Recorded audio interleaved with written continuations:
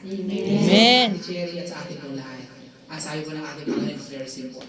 Naniniwala ka ba sa ating Panginoon at sa kanyang ginawa para sa iyo? Amen. And now, do you accept Jesus as your Lord and Savior? Praise the Lord. Amen. Ay, ating Panginoon, confess it. So, sa pagkakagadi pa ng ililid ko po kayo sa prayer. So that you yourself, you tell it to God that you believe in Him. And you confess it to God how you truly believe in Him. Amen? So, tumayo po tayo na actually.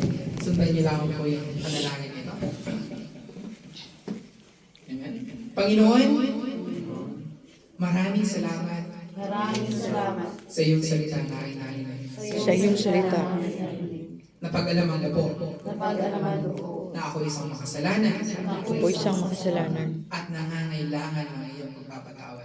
Nangangailangan ng iyong pagpapatawad. Patawarin niyo po ako Patawarin mo po ako sa lahat ng aking mga kasalanan. sa lahat ng aking mga kasalanan. Mula nung ako'y magkaisip Mula nang ako ay magkaisip hanggang sa kasalukuyan. hanggang sa kasalukuyan. Tinatanggap kita, Jesus, Tinatanggap kita, Jesus, sa aking puso sa aking puso na ikaw ay manahan na ikaw ay manahan at maghari sa aking buhay. at maghari sa aking buhay. Gabayan niyo po ako Gabayan niyo po ako ng iyong banal na Espiritu. ng iyong banal na Espiritu.